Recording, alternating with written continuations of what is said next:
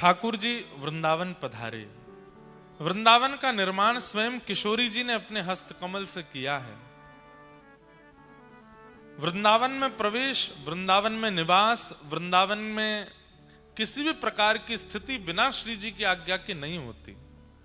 अगर कोई ऊंझा में बैठकर के भी वृंदावन को याद कर रहा है तो ये भी किशोरी जी की कृपा से है। वो अपने आप नहीं कर सकता, अपनी इच्छा से वृंदावन का स्मरण नहीं कर सकता।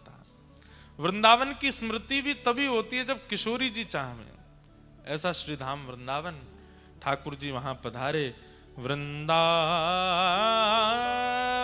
संप्रविश्य सर्वकाल सुखावहम गोप गोपी गवाम सेव्यम पुण्याद्री तृणविरुधम। भगवान वृंदावन आकर के अति प्रसन्न है। क्यों? क्योंकि श्रीधाम वृंदावन सर्व कालीन ठाकुर जी को सुख देने वाला है। ठाकुर जी जब विहार करते हैं वृंदावन में तो लता गुल्म वृक्ष सब ठाकुर जी के अनुकूल हो जाते हैं। श्री कृष्ण जब मार्ग में चलते हैं तो सारे वृक्ष नीचे को झुक जाते हैं, मानो ठाकुर जी को प्रस्तुत करते हैं, हमारे फल ले लो, हमारे पुष्प ले लो, हमें एक बार स्पर्श कर दो। और ठाकुर जी समस्त वृक्षों को स्पर्श करते हुए, किसी के फल लेते हुए, अरे जिस वृक्ष में फल नहीं होते वो फल प्रकट कर देता है। ठाकुर जी आ रहे हैं, क्या पता ठाकुर जी स्पर्श कर लें, हमारे फल को स्वीकार कर लें। वृंदावन में यमुना जी का पावन तट है, जहां पर बैठ करके ठाकुर जी मधुर मधुर वंशी बजाते हैं, प्रेम से सब गोपियों को, गोप गोल ग्वालों को सुख देते हैं। ये वेणुनाद, वंशीनाद कहां हुआ? गोकुल में नहीं हुआ। वंशीनाद ठाकुर जी ने वृंदावन में प्रारंभ किया। एक संत कथा सुना रहे थे, बहुत ध्यान से सुनना। ठाकुर जी ने वंशी बजाना शुरू कैसे किया? वंशी का निर्माण ही ठाकुर जी ने किया है। भगवान गौ बहुत प्रिय है। एक दिन गौ रोती रोती ठाकुर जी के पास आई। ठाकुर जी बोले, अरे तू काईकू रोवे, कहा भयो? मुझको बहुत जोर ते भय लगे। कौन ते भय लगे तो को? बोले मुझे मानवन ते भय ना लगे, मुझ कोई जानवर ते भय ना लगे, मुझ पर्वतन ते भय ना लगे, मुझ नदी ते भय ना लगे, एकमात्र ये बांस है जहां से मुझको बहुत भय लगे। छोटो बालक भी अगर बांस उठा ले तो गैया डर जाए, बांसों डर लगे। ठाकुर जी बोले, जा बांसते तो को डर लगे, वही बांसते तो को प्रेम कराऊंगा। ठाकुर जी ने जैसे ही एक हाथ से बांस पकड़ो तो जैसे ही एक हाथ को स्पर्श कियो 3 छिद्र प्रकट हुए, दूसरे हाथ को स्पर्श कियो 3 छिद्र और प्रकट हुए, और जैसे ही वो पकड़ करके अधर पर धारण करी 1 छिद्र और प्रकट भयो। जैसे ही प्राण पिरोए ठाकुर जी ने, ऐसी मधुर ध्वनि निकली वंशी बांस में ते। गैया के नेत्र बंद है गए, अपने आप चारों थनंते दूध प्रवाह हैने लगो। पूंछ उठा करके गैया चारों तरफ ठाकुर जी के डोलन लगी। और वही दिनासों ठाकुर जी गैया को सुख देवे के काजे वह बांस को वंशी बना करके मधुर मधुर स्वर में बजा में। पहलो कारण वंशी नाद को गैया को सुख देनो, क्योंकि ये गैया भयभीत होवे। अरे गैया तो को यही बांसते ही प्रेम कराऊंगा मैं, या हमारे ठाकुर जी वासों बंसी बजा में वेणुनाद करें। ऐसी मधुर वंशी बजा में कि गोपियों को अपने घर में बैठे बैठे ठाकुर जी के दर्शन होते हैं। उसी को वेणु गीत कहा गया श्रीमद् भागवत में। कभी अवसर मिले बंधुओं तो आप लोग YouTube पर जयपुर की अकिंचन कथा सुनिए। पहले हम अकिंचन कथा करते थे, लेकिन अब बहुत जल्दी फिर से करेंगे। अकिंचन कथा में पंडाल नहीं होता, अकिंचन कथा में माइक नहीं होता। आप लोगों की कथा शाम 8 बजे से रात्रि 11 बजे तक होती है। अकिंचन कथा सुबह 3:45 बजे से 7 बजे तक होती है। सुबह सुबह भोर में होती है, नदी के तट पर होगी, पहाड़ पर होगी, ऐसे प्राकृतिक स्थान पर होती। पर आजकल इतनी भीड़ हो जाती है, इसलिए अकिंचन कथा अभी विश्राम में है। लेकिन बहुत जल्दी हम गिरनार में अकिंचन कथा करने वाले हैं। हमारी बात भी हो गई है, डील भी हो गई है, लेकिन उसके बारे में कथा प्रारंभ होने से एक दिन पहले ही बताएंगे। तो जो एक दिन में आ पाएगो ऊपर ही करेंगे पहाड़ पर कथा, वहीं अकिंचन कथा होगी सुबह सुबह 3:45 बजे। क्या सुख मिलता है, इतना आनंद आता है अकिंचन कथा में। तो एक बार जयपुर की अकिंचन कथा सुनिएगा, और उसमें भी वेणु गीत पर जो कथा हुई है, 3 दिवस की कथा है, अंतिम कथा वही हुई अकिंचन। इतनी मधुर कथा हमने गाई है, हम ही बता रहे हैं आपको। उसमें वेणु गीत के जो भाव प्रकट करती हैं गोपियां, आहा, कि वरहा पीड़म नटवर वपु कर्णयो कर्णकारम विभ्रदवासः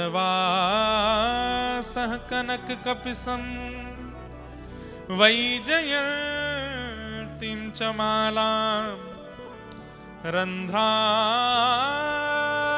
वेणो अधर सुधया पूरयन् गोपवृन्दैः वृन्दारण्यं स्वपदरमणं प्राविशद्गीत कीर्ति। अक्षणवतां फलमिदं न परं विदाम सख्य प्रसूनन विवेशयतोर्वयस्यै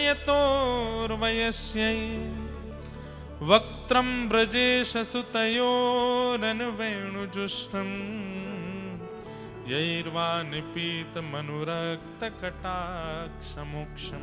गोपियां कहती हैं, ध्यान से सुनिए सब लोग, इधर देखो। बोले आपने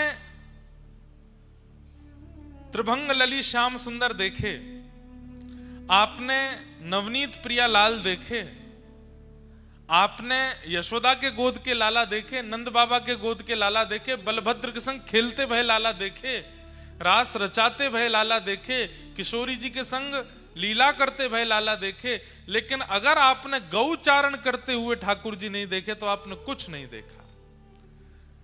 गोपियां कहती हैं ठाकुर जी के सर्वांगीण रूपों में सबसे सुंदर स्वरूप कौन सा है? बोले जब ठाकुर जी गैया चराने जाते। अक्षणवताम फलमिदम न परम विदाम।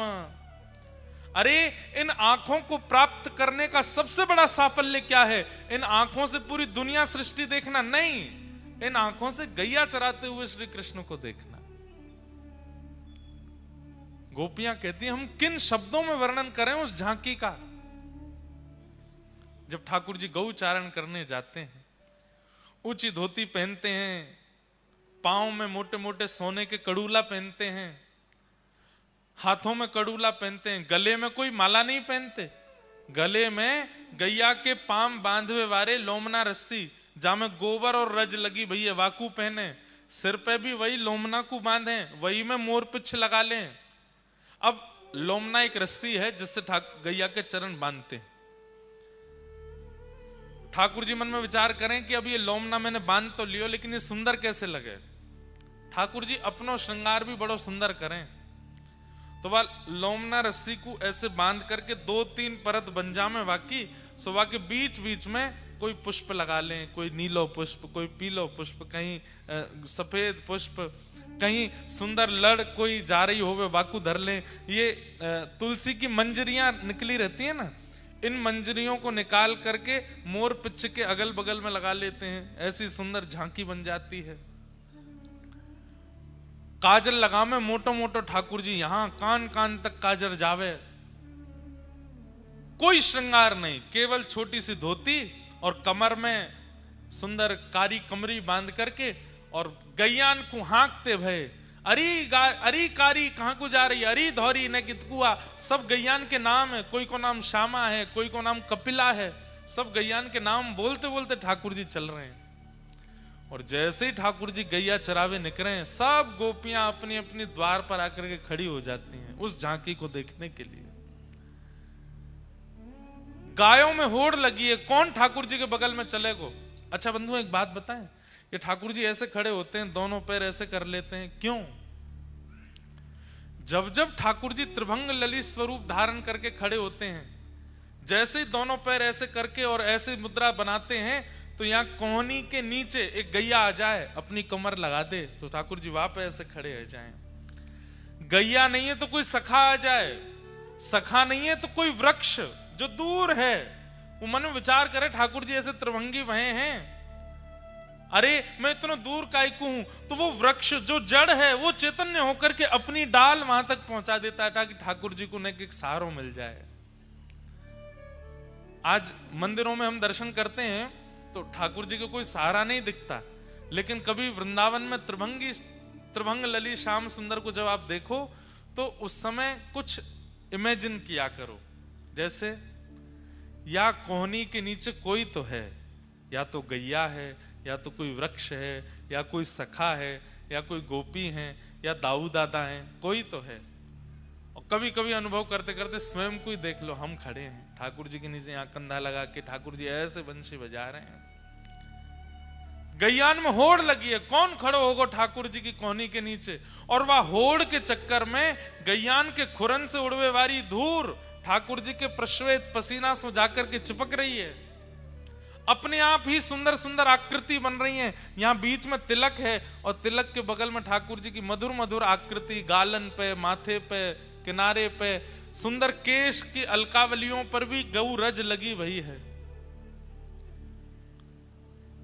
ऐसे ठाकुर जी वन में गैया चरावे के काजे जा रहे हैं। गोपियां कह रही हैं जिन्होंने ये रूप नहीं देखा, ये छवि नहीं देखी, उन्होंने कुछ नहीं देखा।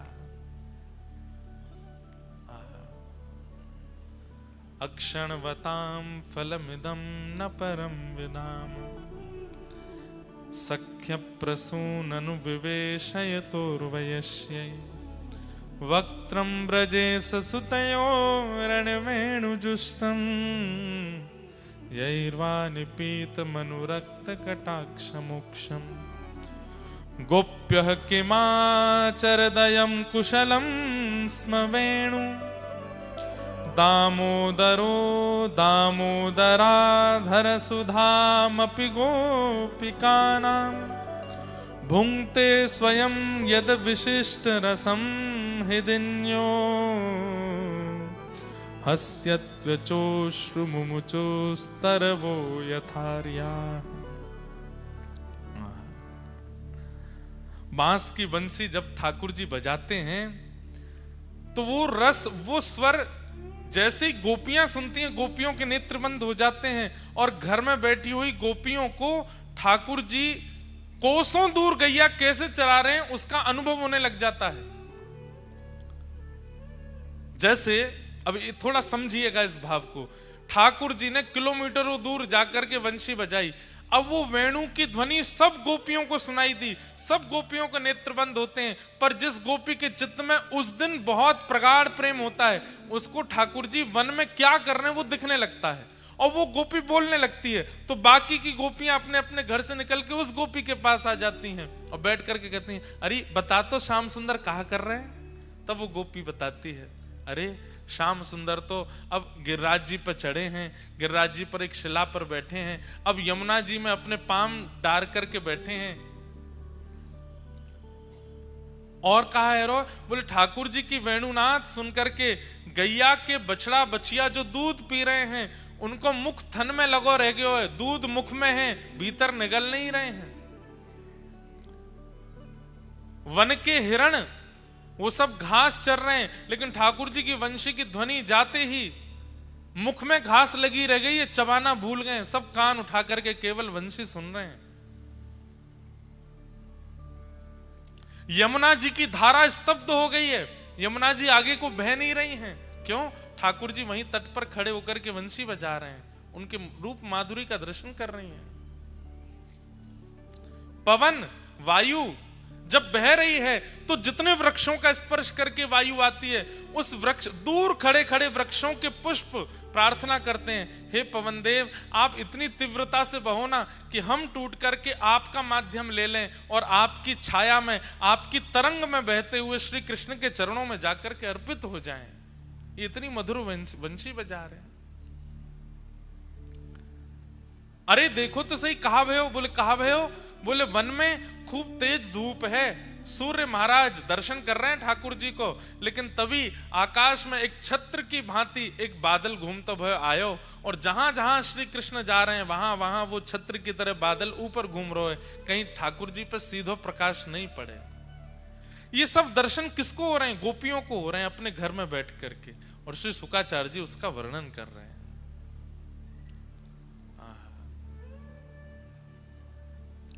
ये वेणु गीत है। ऐसे वेणु गीत के माध्यम से गोपियों के चित्त को दर्शन ठाकुर जी करा रहे हैं। बंधुओं, एक बात हम सत्य बताएं आपको, आज भी वेणु गीत संभव हो सकता है। आप ऊंझा में बैठे हैं, अहमदाबाद में बैठे हैं, बड़ोदरा में बैठे हैं, कहीं भी बैठे हैं, आपका प्रेम और भाव ठाकुर जी के प्रति अगर प्रगाढ़ है तो आप जहां बैठे हैं वहां बैठ करके केवल सत्संग सुनने लग जाइए, नेत्र बंद करके। आचार्य की वाणी, संतों की वाणी आंख बंद करके सुनिए और चिंतन करिए कि आज राधारमण जी कैसे लग रहे होंगे। महापुरुष की वाणी सुनते रहो। महापुरुष की वाणी क्या है? वंशी है। उसकी वाणी सुनते सुनते सुनते सुनते आप चिंतन करो, आज ऐसी पोशाक होगी, आज ऐसा मुकुट होगा, आज ऐसी माला होगी, आज ऐसी पिछवाई होगी, आज ऐसा सन्मुख औलाई का भाव होगा, आज ऐसे गोस्वामी जी आरती कर रहे होंगे। सब अपने मन में चिंतन कर लो, और फिर सोशल मीडिया पे कहीं ना कहीं फोटो आ ही जाता है, धीमे से जाकर के कहीं ढूंढो कि आज कैसे दर्शन थे। अगर आपके चिंतन से दर्शन मिलने लग जाएं तो समझ जाना कि आप भी वेणु गीत की एक गोपी बन गए हो। बस एक वेणु का आश्रय चाहिए। वेणु क्या है? कथा वक्ता की वाणी, आचार्यों की वाणी, जो वो सत्संग सुधा अपनी कथा में कहते हैं, वो वंशी ही है। उसको वेणु के माध्यम से, वेणु का भाव रख करके सुनो। आप कथा सुनते हैं, अपने घरों पर सुनते हैं, गाड़ियों में सुनते हैं, इसी भाव से सुनो कि ठाकुर जी की वंशी है, मुरली है, वंशी है, वेणु है, अलग अलग प्रकार हैं। कोई बहुत बड़े महापुरुष हैं जो ज्ञान वैराग्य की चर्चा करते हैं, उनके प्रति भाव रखो, ये वंशी हैं। कोई बड़ी रसभरी चर्चा करते हैं, ठाकुर जी की मधुर मधुर लीला सुनाते हैं, ये वेणु हैं। कोई थोड़ी ज्ञान वैराग्य की भी बात करते हैं, रसभरी चर्चा भी करते हैं, मधुर मधुर संगीत भी सुनाते हैं, ये कौन? ये मुरली हैं। और यही भाव रखो, अब वंशी सुन रहे हैं, अब वेणु सुन रहे हैं, अब मुरली सुन रहे हैं। आप आचार्य वाणियों को ठाकुर जी की वंशी मान करके जब सुनने लग जाओगे, जिन ठाकुर का चिंतन करोगे, जहां बैठ करके करोगे, एक बार नहीं, 2 बार नहीं, 10 बार नहीं, कुछ प्रयास करते करते ऐसा होने लगेगा कि आप कितनी भी दूर बैठे हो, सत्संग वार्ता सुनते सुनते जैसा चिंतन करोगे वैसा श्रृंगार ठाकुर जी का होगा। आपको वहीं बैठ के अनुभव हो जाएगा। ताज बेगम कथा आती है, हिंदू नहीं थी वो, मुस्लिम थी। मंदिरों में प्रवेश वर्जित था उनके लिए। क्या करती थी? तो मंदिरों के बाहर जो संत महापुरुष बैठे कीर्तन करते, कथा सुनाते, उनके पास बैठ जाती और उनकी कथा सुनते सुनते नेत्र बंद कर लेती। मंदिर में तो नहीं जा सकती, निषेध है मेरा जाना। बाहर ही बैठे बैठे चिंतन करती। आज ठाकुर जी ने लाल पोशाक पहनी होगी, आज स्वर्ण का मुकुट धारण किया होगा, कानों में मकराकृत मत्स्याकृत कुंडल पहने होंगे, गले में मोतीन की माल होगी। आज भोग में ठाकुर जी को ये पधराया होगा, कढ़ी भोग होगा, चावल भोग होगा, ऐसा भोग होगा। वहीं बैठे बैठे चिंतन करती, और जैसे ही मंदिर से दर्शनार्थी बाहर निकल के आते तो बस उनके आगे हाथ जोड़ के कहती, हमें और कुछ नहीं, बस इतना बता दो आज पोशाक कैसे वर्ण की है। और जैसे ही वो आके कहता, आज तो ठाकुर जी ने लाल वर्ण की पोशाक पहनी, बस वहीं ताज बेगम नृत्य करने लगती कि मैं भले ही भीतर नहीं जा पाती, पर ठाकुर मुझे बाहर आके ही दर्शन कराए थे। आचार्य वाणी क्या है? सत्संग सुधा क्या है? कथा वार्ता क्या है? ये ठाकुर जी की वंशी ही है। इसको वेणु मान करके सुनो, और वेणु में भी ऐसी भावना रखो। बंधुओं, एक बार के प्रयास से वो वेणु जैसा अनुभव नहीं कराएगी, समय देना पड़ेगा, साल भर भी लग सकता है, पर भावना आपको धारण करनी पड़ेगी कि ये वक्ता की वाणी वेणु है, यही ठाकुर जी की वंशी है। सुनते सुनते सुनते सुनते एक दिन ऐसा आएगा आपको शब्दों में स्वर का अनुभव होने लगेगा और शब्दों में ही ठाकुर जी का दर्शन होने लगेगा, अनुभूति होने लगेगी और उसी अनुभूति से एक दिन साक्षात्कार हो जाएगा ठाकुर जी के उस मधुर स्वरूप का।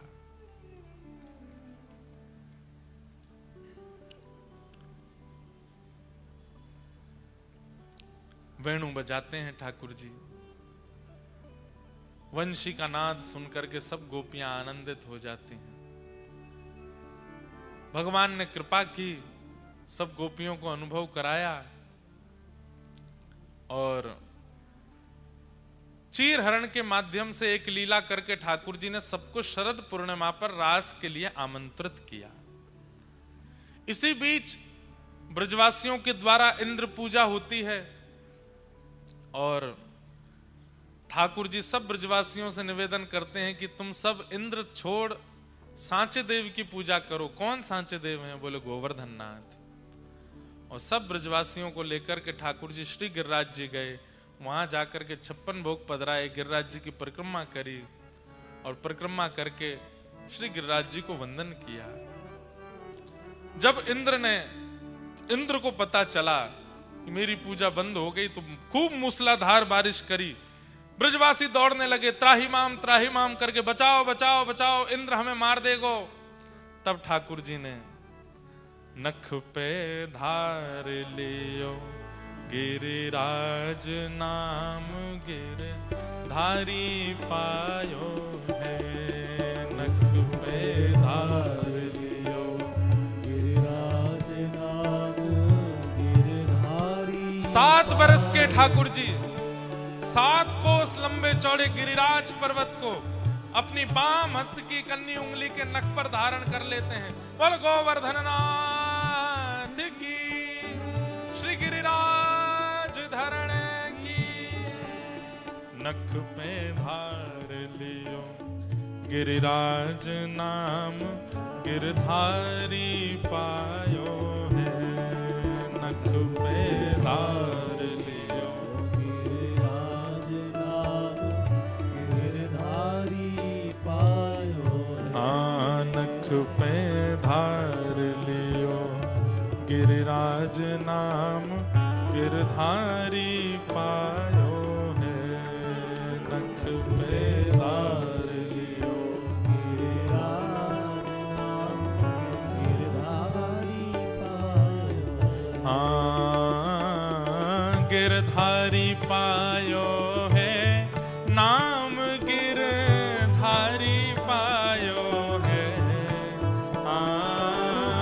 धारी पायो है, नाम गिरधारी पायो है। ओ नख पे धार लियो गिरिराज नाम गिरधारी पायो है, नख पे धार लियो। करताल बजा के गाओ। और कहा कि और ठाकुर जी ने सुरपति पूजा मेट कृष्ण गिरिराज पूजायो है, सुरपति पूजा मेट कृष्ण गिरिराज पूजायो है। हाँ, 1.25 लाख मण सामग्री को भोग लगायो है, ओ 1.25 लाख मन सामग्री को भोग लगायो है। हाँ, 1.25 लाख मन सामग्री को भोग लगायो है।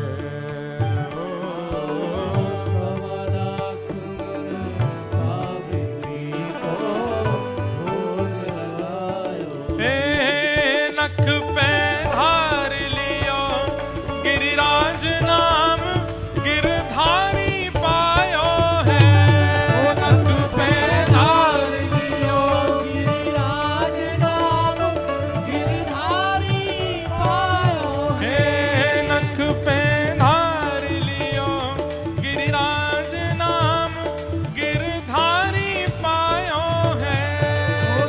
पे धार लियो गिरिराज नाम गिरधारी ओ गिरिराज धारण प्रभु तुम्हारी शरण, गिरिराज धारण प्रभु तुम्हारी शरण, गिरिराज धारण प्रभु तुम्हारी शरण, गिरिराज धारण प्रभु तुम्हारी शरण, हे प्रभु तुम्हारी शरण, गिरधर तुम्हारी शरण, प्रभु तुम्हारी शरण गिरधर तुम्हारी शरण, हे प्रभु तुम्हारी शरण, गिरधर तुम्हारी शरण, प्रभु तुम्हारी शरण गिरधर तुम्हारी ओ शरण, नख पे धार लियो गिरिराज नाम गिरधारी पायो है, धार लियो गिरिराज नाम बोल गिरिराज धरण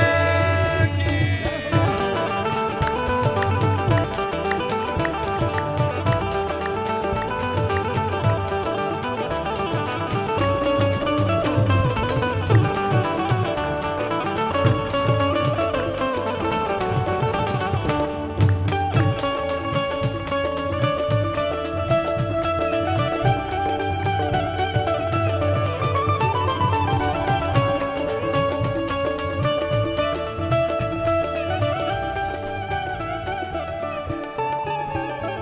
ओ पड़ी स्वर्ग में खबर, क्रोध सुरपति को छायो है,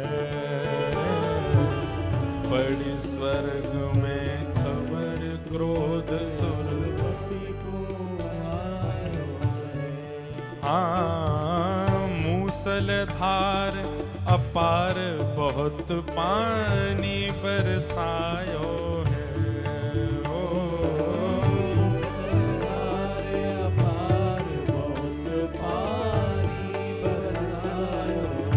पर पड़ी न व्रज में बूंद, इंद्र देखत घबरायो है, पड़ी न व्रज में बूंद, इंद्र देखत घबरायो है। और ब्रजवासी सब कहे कृष्ण गिरिराज उठायो है, ब्रजवासी सब कहे कृष्ण गिरिराज उठायो, हे नख पे धार लियो गिरिराज नाम गिरधारी पायो है, नख पे धार लियो गिरिराज नाम गिरधारी पायो, हे नख पे धार लियो गिरिराज नाम गिरधारी पायो है।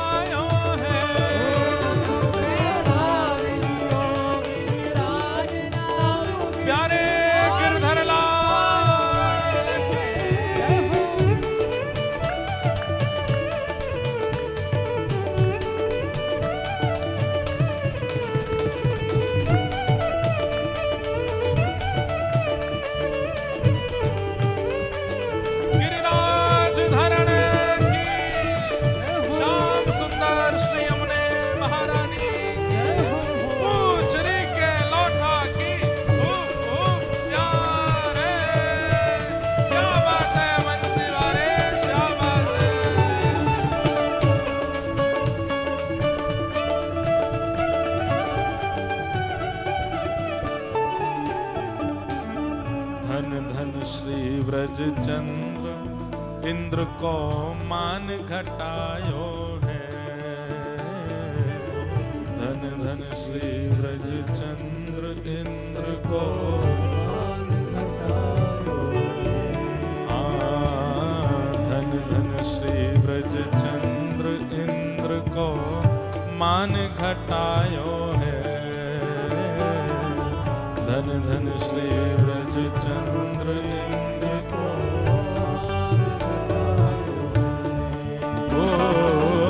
घासी राम गोवर्धन वारो हरि यश गायो है। घासी राम गोवर्धन हरि यश गायो घासी राम गोवर्धन वारो हरि यश गायो है।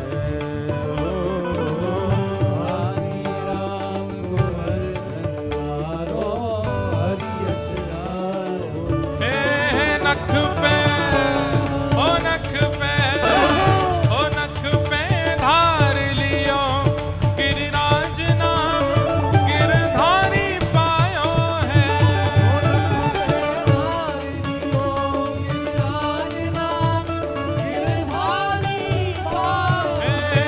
नख पे धार लियो गिरिराज नाम गिरधारी पायो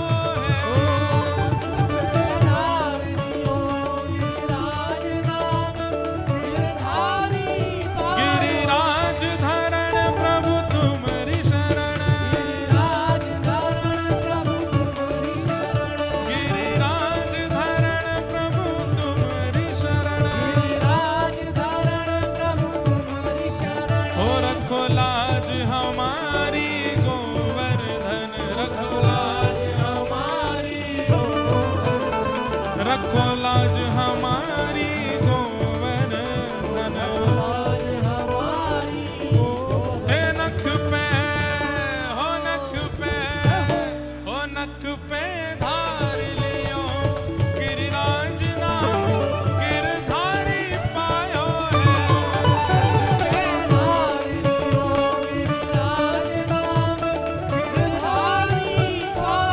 हो नख पे धार लियो गिरिराज नाम गिरधारी पायो है। नाम गिरधारी पायो है। नाम गिरधारी पायो है। नाम गिरधारी पायो है। नाम गिरधारी पायो है। नाम गिरधारी पायो है। नाम गिरधारी पायो है। गिरिराज धरण की श्याम सुंदर श्री यमुने महाराज जय जय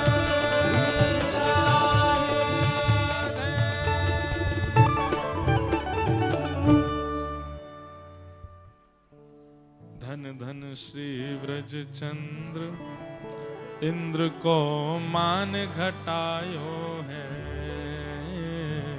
धन धन श्री व्रज चंद्र इंद्र को मान घटायो ओ घासी राम गोवर्धन वारो हरि यश गायो है।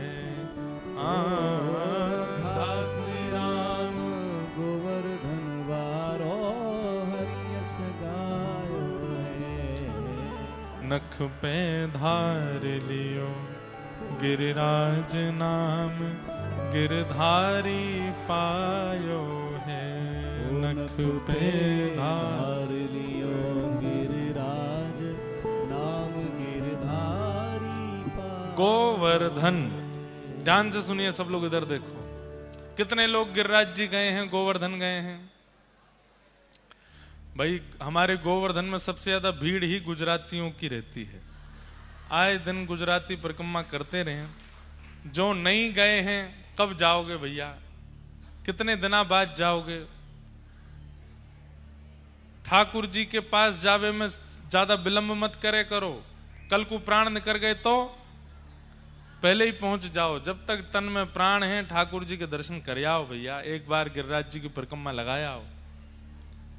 गोवर्धन, गौ कहते हैं इंद्रियों को। ध्यान से सुनिए सब लोग, इधर देखिए। गौ माने इंद्रियां। हमारे शरीर में कितनी इंद्रियां होती हैं? 10। पंच ज्ञानेंद्रिय और पंच कर्मेंद्रिय। पंच ज्ञानेंद्रिय जिनसे हमें ज्ञान होता है। सुंदरता का ज्ञान नेत्रों से, सुगंधि का ज्ञान नाक से, स्वर का ज्ञान कान से, वायु का ठंड गर्म का ज्ञान त्वचा से, स्वाद का ज्ञान जिह्वा से। ये पंच ज्ञानेंद्रिय आंख, नाक, कान, त्वचा और जीव, पंच ज्ञानेंद्रिय। पंच कर्मेंद्रिय हाथ, पैर, मुख और 2 गुप्त उपस्थ इंद्रिय। ये 10 इंद्रियां हैं। इनके समूह को कहते हैं गौ। क्या कहते हैं? गौ। और इनका जो कृष्ण भक्ति में वर्धन करे उनका नाम क्या है? गोवर्धन। कई लोग होते हैं उनको प्रसाद पाने में तो बहुत रुचि होती है। मंदिरों का प्रसाद पाना बहुत अच्छा लगता है। हमने सुना उमिया माता के मंदिर में बहुत बढ़िया प्रसाद बनता है। कई बार लोग अपने घर में भोजन नहीं बनाते, ऊंझा वाले वहीं पा जाते हैं। 20 रुपए की थाली भरपेट भोजन मिलता है उमिया माता के यहाँ। भले ही दर्शन नहीं किए उमिया मैया के, लेकिन रसोई घर में जाके प्रसाद पा लेते हैं। कई लोगों की जीव में तो भक्ति है, क्या प्रसाद चाहिए मंदिर का। मंदिर का प्रसाद बहुत अच्छा होता है। नाथ द्वार में प्रसाद पाओ। हमारे द्वारिकापुरी में प्रसाद पाया कभी? कभी द्वारिका में कोई पुजारी जी वहां के सेवायत हों, उनसे प्रार्थना करना, हे पुजारी जी ठाकुर जी का राजभोग प्रसाद हमको भी पवा दीजिए। अगर कोई सेवा आदि लगती हो तो सेवा दे के पाना, लेकिन पाना। इतना आनंद आता है द्वारिकाधीश के प्रसाद में। एक तो पतली पतली रोटी, बहुत पतली रोटी बनाते हैं वहां पे। हमें तो लगता है शायद रोटी अलग कर देते होंगे 2 भाग सेकने के बाद। इतनी पतली रोटी गुजरात में बनती है। मैंने कई वैष्णवों के यहाँ भी प्रसाद पाया। इतनी पतली रोटी बनाते हैं। जब वो परोसने आते हैं तो हमने कही भाई वैसे तो 2-3 रोटी पाते हैं, पर ये तो 10-15 धर दो, एक आध में तो पेट भरना नहीं। इतनी पतली रोटी। अच्छा, गुजरात में भी सब जगह अलग अलग प्रसाद की विधि है। सौराष्ट्र में जाओ वहां पे अलग तरीके से प्रसाद पवाते हैं। रोटी होगी इतनी बड़ी रोटी पतली। सब्जी कटोरी में नहीं देते, ऐसे देते हैं चटनी की तरह, नेक नेक थोड़ी थोड़ी चटनी दे देंगे। ऐसे वहां होता है। ये मैंने अनुभव किया कईयों के घर पे भी। तो पाइए कभी। और साथ में एक वो लाल लाल सा कुछ पाते हैं, आपके गुजरात में संभारो बोलते हैं, जाने क्या बोलते हैं उसको, हैं? संभारो हैं। अब यहाँ उत्तर गुजरात में अलग है, वहां अलग है। एक तो भोजन ही इतने हैं, पर बड़ा सुख मिलता है। मीठी दाल, मीठी कढ़ी, मीठी सब्जी। उत्तर भारतीयों को पता ही नहीं चलता कि सब्जी कौन सी थी। सब में चीनी है। थोड़ी चीनी तो डालते हैं। जब गुजरात में गुजराती प्रसाद रोज पाते हैं ना, तो 2-4 दिन बाद तो कहना पड़ता है अब चीनी नहीं डालना। अब पता ही नहीं चल रहा है, रोज चीनी डलती, सब में चीनी। द्वारिकाधीश जी का प्रसाद पाओ, इतना मधुर प्रसाद, मतलब पा करके ऐसा अनुभव होता है कि ठाकुर जी ने पाया है, ठाकुर जी ने भोग लगाया है, ठाकुर जी का अधरामृत है, ऐसा अनुभव होता है। तो कई लोगों की जीव बड़ी भक्त होती है। मंदिरों के प्रसाद पवा दो उसको, वो बड़ा सुखी। जगन्नाथपुरी के महाप्रसाद पवा दो, द्वारिकाधीश जी का प्रसाद पाओ, श्रीनाथ जी का प्रसाद, वृंदावन में राधा रमण जी की कुलिया, और हमारे श्री राधा वल्लभ लाल जी की खिचड़ी, और बिहारी जी का पराठा। बिहारी जी पराठों पामे बहुत जोरदार, हमारे वृंदावन बिहारी लाल। और आपके दाऊ जी की आलू की सब्जी, दाऊ जी में ब्रज में काली मिर्च और आलू की सब्जी बनती है, इतनी शानदार, बस पानी लेके बैठना खूब सारा, खूब मिर्च होती है, लेकिन बहुत स्वाद लगता है। नंद भवन नंदगांव जाइए, नंदगांव में कभी वहां का प्रसाद पाइए, वहां के कढ़ी चावल, आहा क्या कहने महाराज, ऐसा लगे ठाकुर जी पाए हैं अपने हाथन से, ऐसा स्वाद आवे उनमें। ऐसा स्वाद दुनिया में कोई और प्रकट कर नहीं सकता जो मंदिरों के प्रसाद का स्वाद होता है। तो कई लोगों की जीव तो भक्त होती है, मंदिर के प्रसाद पाने में बड़ी रुचि, पर दर्शन में रुचि नहीं है। वो दर्शन भी इसीलिए करते हैं कब कपाट बंद हो, कब प्रसाद मिले। कई लोगों की दर्शन में रुचि होती है पर प्रसाद में रुचि नहीं होती। मैंने एक आध देखे हैं ऐसे। अब हमारा तो नियम है कि कहीं तीर्थ में कथा होती है तो मैं रसोई का प्रसाद नहीं पाता, फिर मैं मंदिर का ही प्रसाद पाता हूं, चाहे थोड़ा मिले पाऊंगा मंदिर से ही। द्वारिका में कथा है तो कहीं नहीं पाएंगे, मंदिर में ही पाएंगे। जगन्नाथपुरी में कथा है तो महाप्रसाद ही पाएंगे। नाथद्वार में कथा थी, लाल जी का उत्सव था, मंदिर का ही भोग आएगा, श्रीनाथ जी का वही पाएंगे, नियम है। जहां व्यवस्था नहीं है वहां फिर ठाकुर जी को निवेदित करते हैं, नहीं तो मंदिर का ही प्रसाद पाते हैं। तो कई लोग साथ में रहते हैं, उनमें कई लोगों को अरे या में नमक ना डालो, या में नींबू ना डालो, या में मिर्च कम रह गई है, एक अलग से मिर्च दो। ठाकुर जी के प्रसाद का एक नियम है, ऊपर से कुछ नहीं डालना है, जैसा ठाकुर जी ने आरोगा है वैसा ही आपको पाना है। प्रसाद के प्रति आप अन्न की भावना रखते क्यों हो? वो दाल नहीं है, वो चावल नहीं है, वो रोटी नहीं है, सब्जी नहीं है, ठाकुर जी का अधरामृत है। अधरामृत जैसा मिला है वैसा पाना है। प्रसाद पाने की भी बड़ी विधि है, लोग नहीं जानते। अब महाप्रभु जगन्नाथ जी का प्रसाद पाते हैं, उसमें ऊपर से बहुत कुछ डाल लेंगे, नमक डालेंगे, नींबू निचोड़ेंगे, सब ठीक है। अब तो वहां के पंडा पुजारियों ने भी हमें सिखाया ऐसे मिर्च तोड़ के नमक डाल के फिर पाते हैं। पर ऊपर से अगर प्रसाद में कुछ डाला जाता है तो प्रसाद का 50% जो पुण्य है, जो भाव है और जो उसका ओज तेज है वो नष्ट हो जाता है। प्रसाद तो जैसा मंदिर से आए पा लीजिए। तो कई लोगों की जीव बड़ी भक्त होती है, नेत्र भक्त नहीं होते, पर कई लोगों के नेत्र भक्त होते हैं, जीव भक्त नहीं होती। मंदिर के प्रसाद नहीं बढ़िया लगा, हम तो होटल में खा लेंगे, मंदिर का नहीं भाता हमको। कम नमक डालते हैं, कम मिर्च डालते हैं।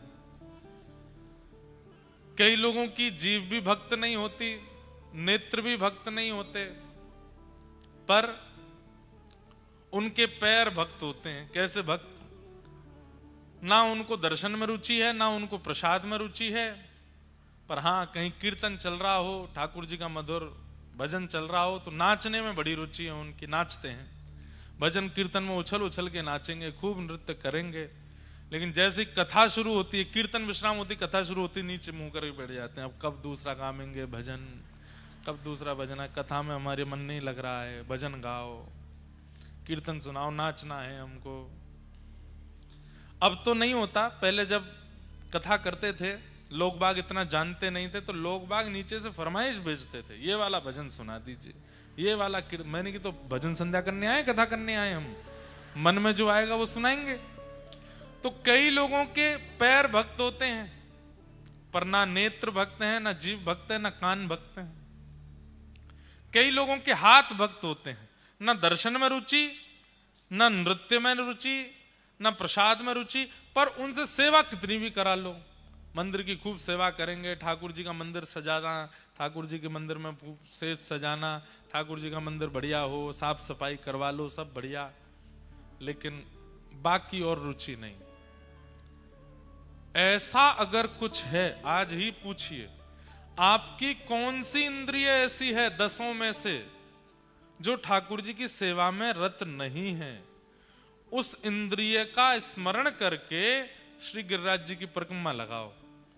आप गिरिराज जी की परिक्रमा पूर्ण होते ही वह इंद्रिय आपकी ठाकुर जी की सेवा में रत हो जाएगी।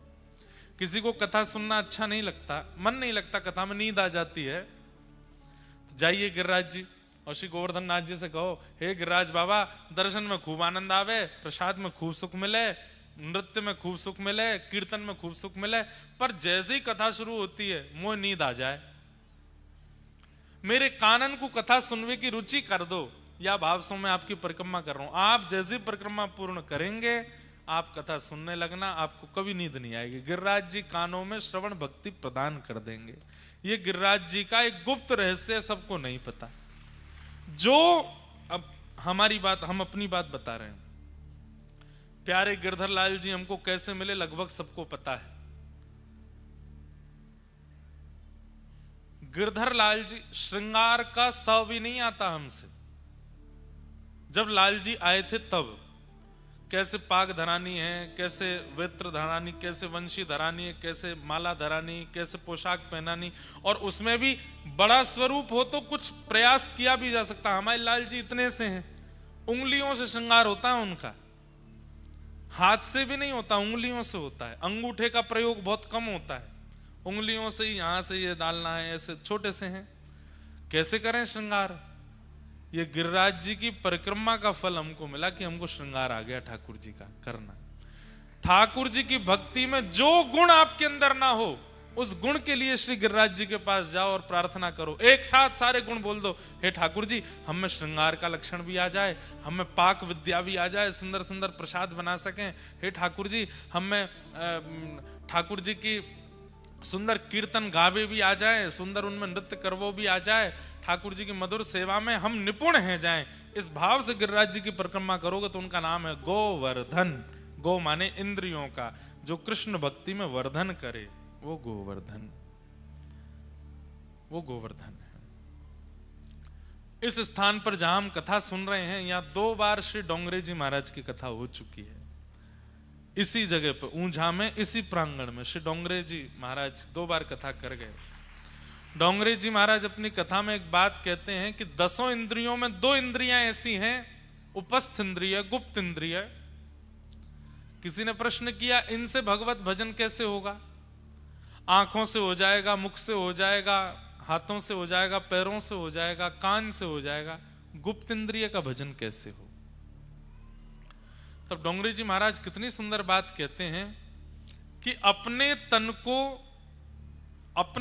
को मंदिर मानो, अपने तन को मंदिर मानो, और मंदिर मान करके इस मंदिर में शुद्धता बनी रहे, पवित्रता बनी रहे, उस भाव से उपस्थ इंद्रिय से मल मूत्र आदि का परित्याग कर दो और यह भाव रखो कि हमारा तन रूपी मंदिर पवित्र रहे। इतना मात्र करने मात्र से 10 इंद्रियों का भजन हो जाता है, गुप्त इंद्रिय का भी भजन हो जाता है। और ब्रह्मचर्य का पालन करो, भगवान का गुप्त इंद्रिय से भजन है, आदि आदि। तो गोवर्धन, जो हमारी इंद्रियों का कृष्ण भक्ति में वर्धन करे, उनका नाम है श्री गोवर्धन। इसलिए हम सबसे निवेदन करते हैं कि वृंदावन जाने से पहले गिरिराज जी जाया करो।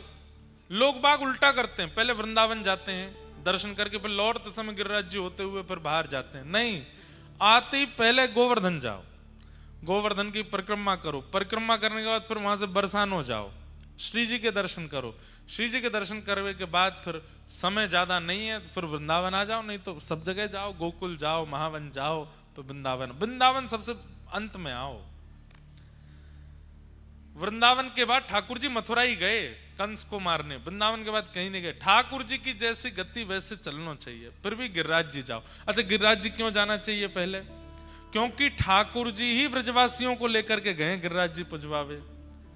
ठाकुर जी स्वयं भगवान ब्रजवासियों के संग रहते हुए भी उनको गिरिराज जी के पास लेके गए, बोले पहले इनको वंदन करो, इनकी पूजा करो। जिनकी पूजा स्वयं ठाकुर जी करा रहे हैं, सबसे पहले ब्रज में आते उनकी पूजा करो, उनको वंदन करो, उनकी परिक्रमा करो, फिर वृंदावन आओ, ऐसी भावना। अच्छा, इंद्र की पूजा क्यों बंद कराई भगवान ने? इस पे भी 2 बात हम कह के फिर आगे चलते हैं। देखो, जब आप किसी से संबंध बना लेते हैं तो संबंधी व्यक्ति को आपकी हर एक स्थिति का पता रहता है। आपने किसी को अपना मित्र बनाया, अब मित्र बनने के बाद आप क्या अच्छा करते हैं, क्या गलत करते हैं, क्या बुरा करते हैं, मित्र को सब पता है। अगर आप कुछ गलत करते हैं तो मित्र आपको रोकेगा, टोकेगा, सही मार्ग बताएगा। जो आपकी गलत स्थिति देख करके आपको रोकता टोकता ना हो, उसको मित्र नहीं मानना चाहिए, वो शत्रु है।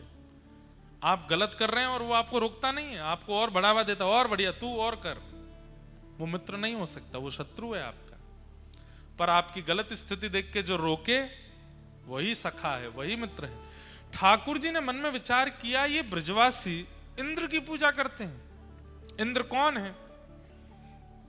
देवता है। और देवराज इंद्र को एक कार्य मिला है, क्या? समय समय पर पृथ्वी पर वर्षा करो, जिससे पृथ्वी हरी भरी बनी रहे, जल का संचार होता रहे। इंद्र को एक कार्य के लिए रखा गया है, वो देवता पूजने के लिए नहीं है। वो बात अलग है कि हम समस्त देवी देवताओं को एक साथ वंदन कर लेते हैं, पर ठाकुर जी कहते हैं जो भाग्य बदलना ना जानता हो ऐसे देव को नहीं पूजना चाहिए। चमत्कार दिखा देता हो, कुछ आपके जीवन में कुछ आप चाहते हैं वो वस्तु दे देता हो, उसको देवता नहीं कहते। देवता उसको कहते हैं जो भाग्य में नहीं था उसको भी प्रदान कर दे, वो देव है, उसको वंदन करो। और एक बात हम आपसे स्पष्ट कर दें, भाग्य में नहीं है उसको प्रदान करने की सामर्थ्य नारायण में है, और वही नारायण श्री कृष्ण के रूप में विराजमान है। सभी देवी देवताओं को वंदन करो, पूजो, सबको प्रणाम करो, पर इष्ट तो एक ही होना चाहिए। भाग्य बदलने की जिसमें सामर्थ्य ना हो उस देव को पूजने की आज्ञा नहीं है शास्त्रों में। मुख्य रूप से तो पंच देव बताए गए हैं जिनको हमें पूजना चाहिए। तो 33 कोटि देवता किस किस को पूजोगे? पंच देवों में पहले देव का नाम है सूर्य, दूसरे देव हैं शिव, तीसरे देव हैं गणपति, चौथी देवी हैं जो सब जगह विराजमान है, और पांचवें नारायण। इन पंच को प्रणाम की आज्ञा है। इन पांचों के ही जो अलग अलग रूप हैं उनको प्रणाम करना चाहिए, उनको वंदन करना चाहिए, उन्हीं को इष्ट मानना चाहिए। ये पंच हैं सर्वोपरि, सूर्य, शिव, गणपति, देवी और नारायण।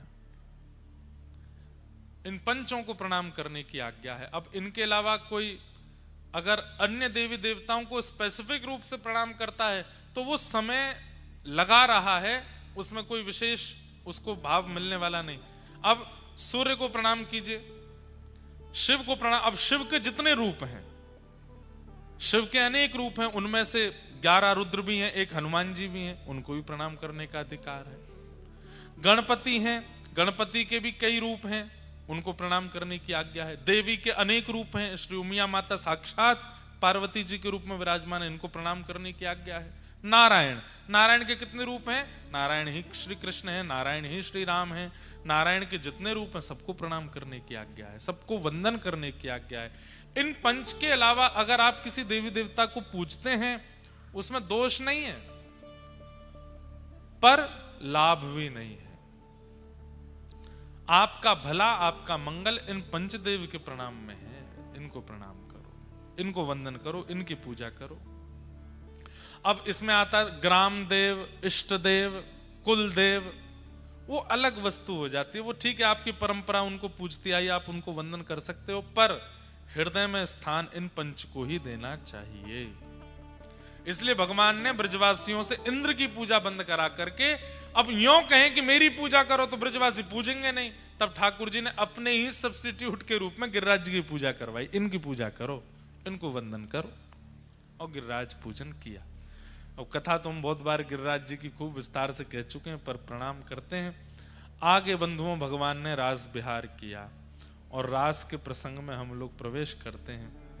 भगवान पिता रात्रि शरदोत्फुल्ल मल्लिका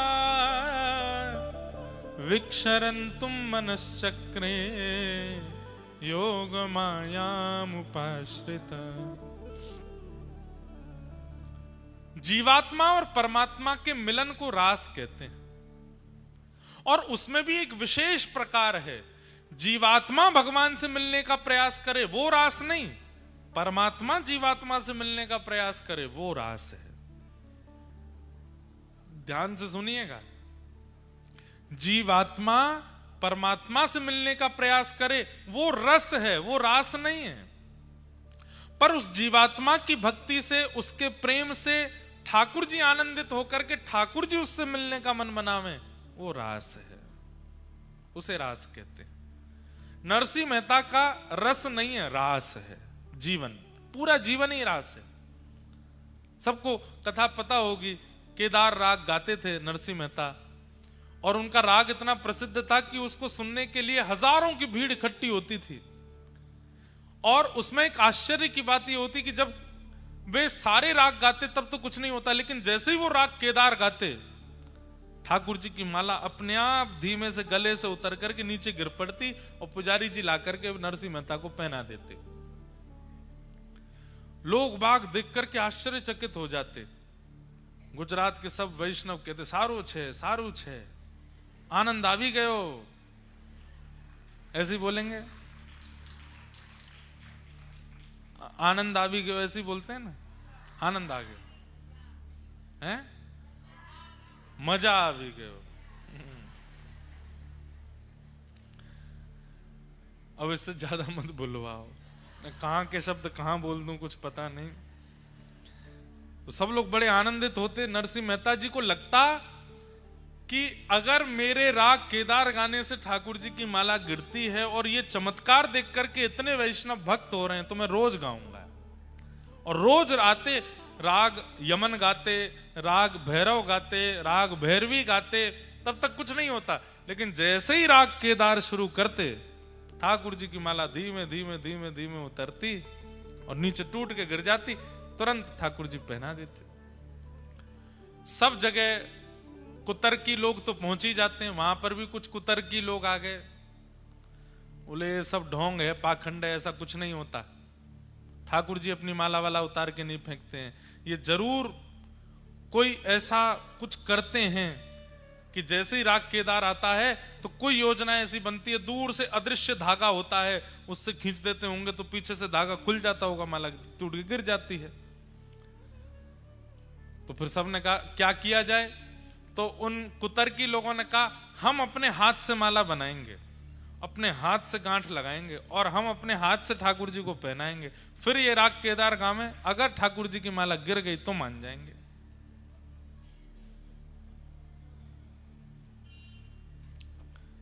ठीक है। अब नरसिंह मेहता बेचारे इतने संपन्न तो नहीं थे, कहीं से किसी सेठ से कर्जा ले रखा था उन्होंने। सेठ जी भी उसी दिन अपना कर्जा मांगने आ गए, बोले कि मेरा कर्जा लौटाओ। नरसिंह मेहता बोले अभी व्यवस्था नहीं है, मैं जल्दी आपका जो कर्ज है वो लौटा दूंगा, ब्याज सहित लौटा दूंगा। बोले तुम तो रोज कल कल कर रहे हो, हमारा पैसा लौटा नहीं रहे हो, एक काम करो। बोले क्या? कुछ गिरवी रखो हमारे पास। क्या गिरवी रखूं? मेरे पास गिरवी रखने को भी कुछ नहीं है। तो सेठ जी का जो मुनीम था वो बोला ये एक राग गाते हैं केदार, जिसकी वजह से पूरे नगर में इनका प्रचार और नाम है, वो राग ही केदार, इनसे गिरवी रखवा लो। जब तक ये पैसा वापस नहीं लौटाएंगे राग केदार नहीं गा सकते, हमारे पास गिरवी रखा है राग। नरसिंह मेहता बोले अब आप ले लो। बोले लिख के दो, राग केदार और गिरवी कर दो हमको। कर दिया गिरवी। और यहां पे वो अगले दिन ही वो योजना हो गई कि वो कुतर्की लोग माला बना के लाएंगे और आज अगर माला गिरी तो मान जाएंगे कि इन ठाकुर जी साचे भक्त हैं नरसिंह मेहता। अगले दिन नरसिंह मेहता पहुंचे, असंख्य भीड़ इकट्ठी हुई आज देखने के लिए। आज दूध का पानी का पानी हो जाएगा कि नरसिंह मेहता के गायने से, राग केदार गाने से माला गिरती है कि नहीं। और नरसिंह मेहता बोले आज तो राग केदार गा ही नहीं सकता मैं, क्यों? गिरवी रख के आया हूं। और वो सेठ जी का मुनीम खड़ा था वहीं पे, टेढ़ी नजर से बोले गा मत देना, गिरवी रखा है। बड़ी संकट में पड़ गए, बोले क्या करूं नाथ। नरसिंह मेहता अनेक अनेक राग गाते रहे, खूब देर तक कुछ ना कुछ गाते रहे।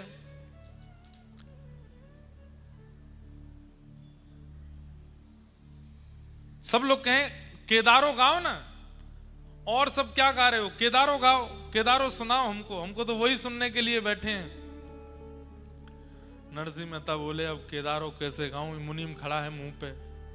ठाकुर जी के चरणों में प्रणाम किया कि हे ठाकुर जी आप ही कुछ कृपा करो, आप ही कुछ अनुग्रह करो।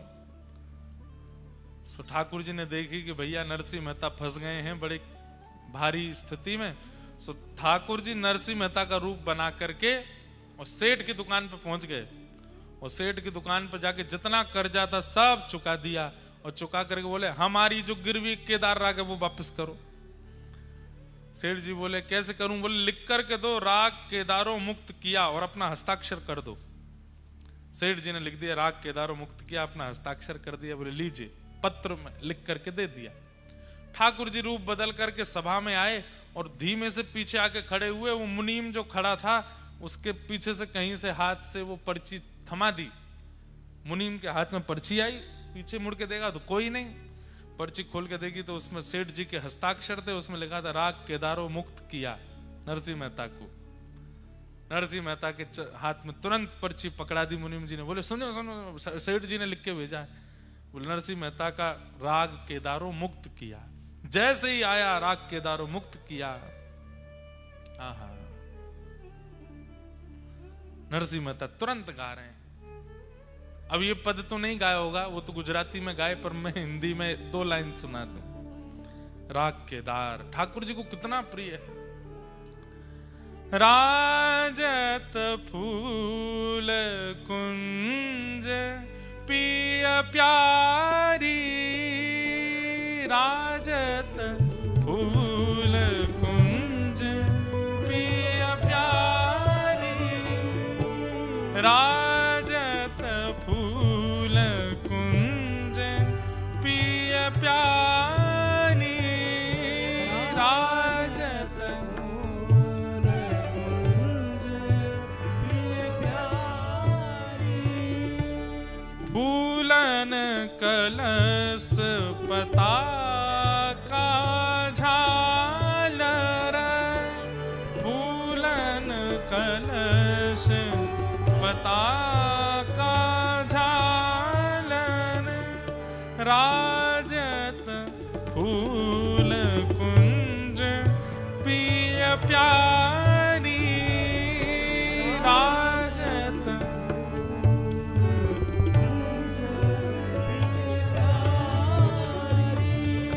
फूलन सो निरतत अली गावत, फूलन सो निरतत आनंद मगन महारी, राजत आनंद मगन महारी, हे राजत फूल कुंज पिय प्यारी, राजत फूल कुंज पिय प्यारी। जैसे ही नरसिंह मेहता ने राग केदारों गायो, ये केदार राग है, जैसे ही केदार राग गाया सब देख रहे हैं ठाकुर जी की ओर। बोले आज तो मोटे सूत की माला पहनाई है, बाहर के लोगों ने बना के पहनाई है, आज गिरेगी कि नहीं।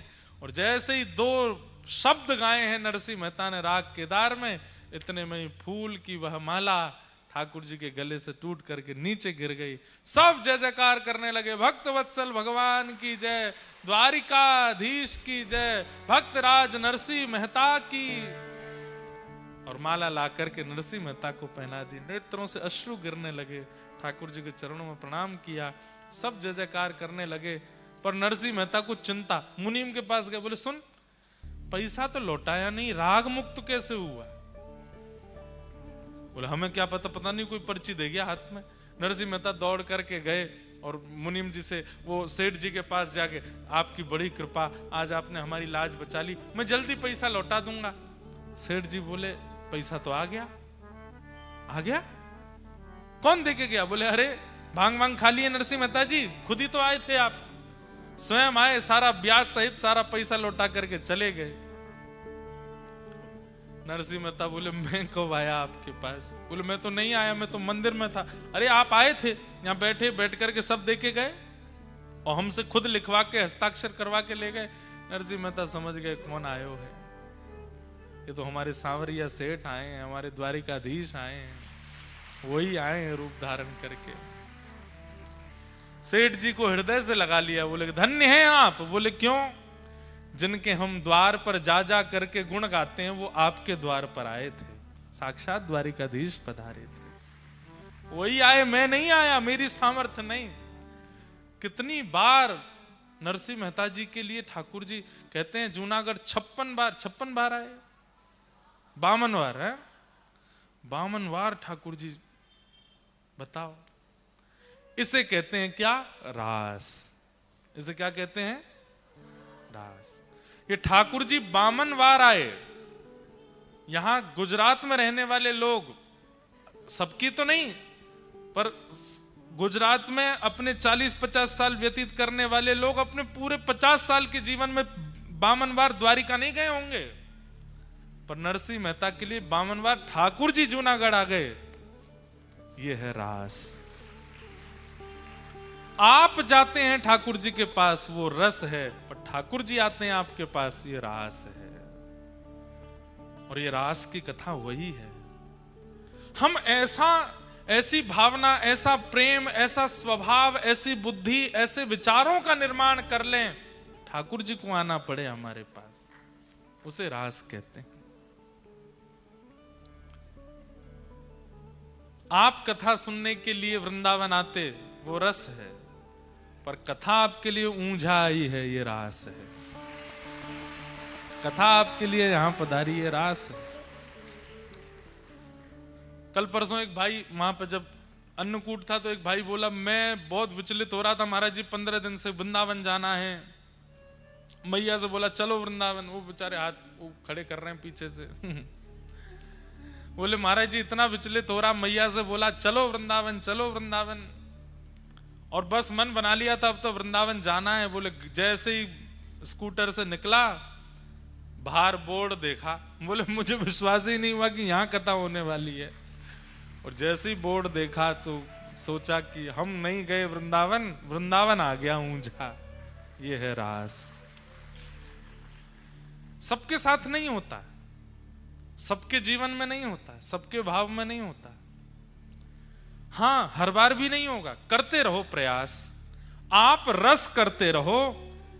तो ऐसा मान लीजिए कि 100 रस आप करो तो उसके बदले 1 रास ठाकुर जी आपके साथ करेंगे। परंतु अपनी स्थिति ऐसी बना लो जैसी मीराबाई की हो गई। मीराबाई के संग रस नहीं होता, फिर रास ही होने लगा। नरसिंह मेहता के संग रास होता है, सूरदास जी के साथ रास होता है, कुम्मन दास के साथ रास होता है, कृष्णदास के साथ रास होता है, श्रीमद वल्लभाचार्य जी के साथ रास होता है, गुसाई जी के साथ रास होता है।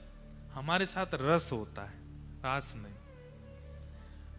कोई कहता है भक्ति के पथ पर, आप अपनी व्यासपीठ को भक्ति पथ का नाम देते हो, इस भक्ति पथ का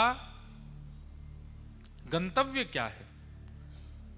मैंने कहा वैसे तो इसका गंतव्य कुछ है नहीं, पर फिर भी तुम्हें चाहिए उत्तर, तो रस से प्रारंभ होकर जो रास तक ले जावे वही भक्ति पथ है। जो रस से प्रारंभ हो और रास की स्थिति में अवस्थित कर दे। कल एक पद गाया ना, वो रास का ही पद है। तू है सखी बड़ भाग बड़ी, नंदलाल तेरे घर आवत है। हमारे परम पूजनीय श्री प्रेमानंद जी महाराज कहीं नहीं जाते, वृंदावन में ही रहते हैं, अपनी कुटिया में विराजे रहते हैं। पर उनके साथ कैसा रास होता है? जगन्नाथपुरी का प्रसाद भी वहीं आ जाता है, द्वारिका का प्रसाद भी वहीं आ जाता है, महाकालेश्वर भगवान का प्रसाद भी वहीं आ जाता है। सब जगह के पुजारी वहीं पहुंच जाते हैं, बड़े बड़े संत वहां पहुंच जाते हैं, बड़े बड़े आचार्य वहीं पहुंच जाते हैं। ये क्या है? ये रास ही तो हो रहा है उनके साथ में, सब उनके पास पहुंच जाते हैं। ये रास है, उनके साथ रास है।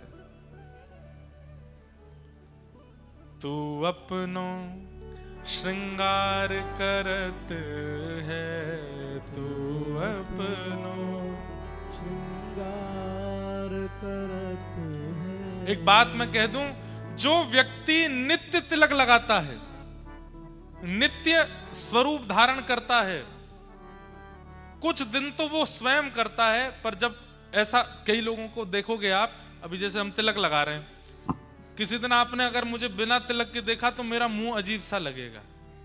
जो लोग तिलक स्वरूप रोज लगाते हैं, कभी कभी उनको बिना तिलक चंदन के देख लोगे तो बहुत विचित्र लगते हैं। अरे राम, ऐसा लग रहा कुछ छूट गया, कुछ रह गया।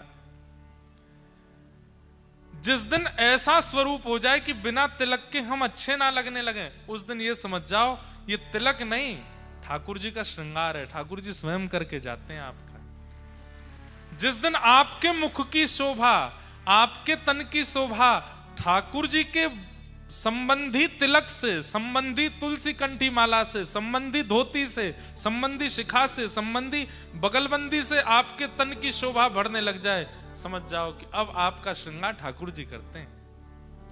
तू अपनो श्रृंगार करत है, तू अपनो श्रृंगार करत है। मुझे ये वार्ता इतनी अच्छी लगती कुम्मन दास जी की। कुम्मन दास जी के घर में आरसी नहीं है, शीशा नहीं है। कुम्मन दास जी एक पात्र में जल भर लेते हैं और उसमें अपनी छाया देखते हैं, और छाया देख करके फिर अपना तिलक स्वरूप लगाते हैं। ठाकुर जी कुम्मन दास जी से इतने प्रसन्न हो गए कि ठाकुर जी रोज कुम्मन दास जी की कुटिया में आते हैं, छोटे से लाला। सवेरे सवेरे ठाकुर जी आ जाएं और कुम्मन दास जी की गोद में बैठ जाएं। कुम्मन दास जी तैयार नहा धो के बैठे तिलक स्वरूप लगाने, ठाकुर जी आके धम्म से गोदी में बैठ जाएं। अरे कुम्मना कहा कर रहे हो है? अरे जय जय आ गए आप, जय हो, प्रणाम। ठाकुर जी के चरण छूवे, कुम्मन दास जी के सिर पे हाथ धरे, ठाकुर खुश रहे, कुम्मना खुश रहे। कहा कर रहे हो? तिलक लगा रहा हूं। जय जय। कैसे लगाएगो? अरे कठोतों में जल भरो है, यही मैं छाया देख के लगा लूंगा। अरे तू काय को कठोता देखे, रुक मैं तेरे सामने बैठूं, मैं बताऊंगा वैसा लगा। ठाकुर जी सामने बैठ कर कहें, हाँ कुम्मना अब लगा। सो कुम्मन दास जी ऐसे रखे, अनेक इतकू कर, हाँ इतकू, अब धर ले, हाँ अब खींच ले, ऊपर खींच ले, अब यहाँ एक बिंदी धर दे, यहाँ बिंदी धर ले, यहाँ धर ले, एक यहाँ धर ले, यहाँ बना ले गोला। सो तभी तो कुम्मन दास जी कह रहे हैं ये रास है, मेरा श्रृंगार ठाकुर जी आके करवाते हैं। तू अपनो श्रृंगार करत है, तू अपनो श्रृंगार करत है। ये दर्पण हाथ दिखावत है, ये दर्पण हाथ दिखावत है। कुम्मन दास जी जब अपना तिलक स्वरूप कर लेते हैं, तब ठाकुर जी कह मैं मंदिर ते अपनी आरसी ले आया हूं, देख कैसा लग रहा कुम्मन दास। ठाकुर जी को आरसी दिखाते हैं। कल तो यहाँ ठाकुर जी विराजे, आरसी दिखाते हैं, ठाकुर जी को नित्य आरसी का दर्शन कराते हैं। ऐसे ही भक्त का जब तिलक स्वरूप धारण हो रहा होता है, उस समय आरसी जो सामने होती है वो ठाकुर जी दिखाते हैं उसको। देख तू कितना मधुर लग रहा है, वो रास है। हम रस की स्थिति में हैं, वो रस किसी दिन रास बन जाए, ये हमारी इच्छा है।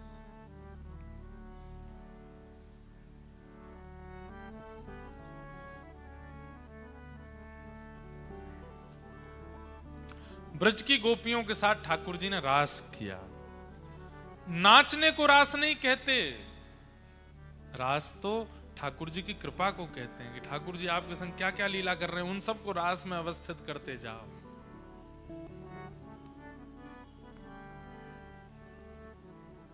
शरद पूर्णिमा की रात्रि आई, सब गोपियां अपने अपने घर में कार्यों में व्यस्त थीं।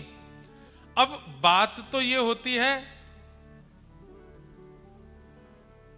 आप ठाकुर जी के पास जाओ, ठाकुर जी को बुलाओ, पर शरद पूर्णिमा की रात्रि को ठाकुर जी वंशी बजा करके गोपियों को बुला रहे हैं। सब गोपियां अपने अपने कार्यों को छोड़ करके दौड़ी। नव निकुंज वन में ठाकुर जी बैठे सुंदर वेणु का नाद कर रहे थे। असंख्य गोपियां सामने आ गईं।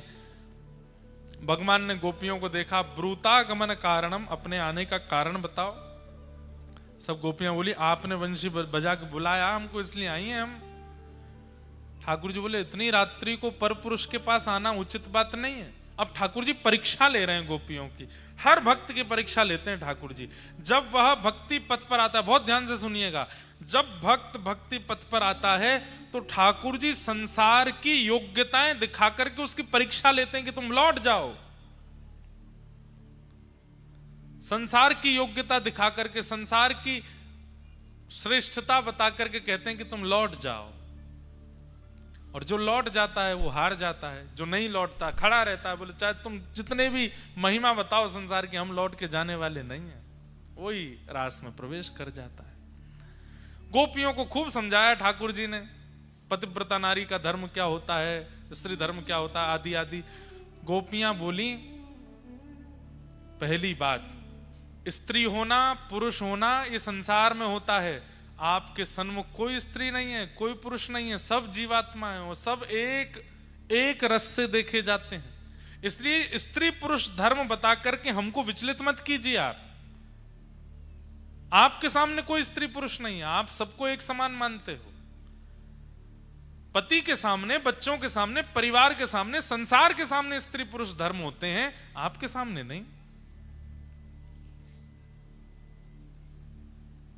मीराबाई नाचती थी ठाकुर जी के आगे, लोग बाग बात बनाते थे, बताओ ये नाचती रहती है, इसको जरा लज्जा नहीं आती, इतने लोग देखते हैं, सबके आगे नाचती है, सबके आगे गाती है, अरे ये तो नाचने वाली है, ऐसा ऐसा करके मीराबाई को बोलते थे।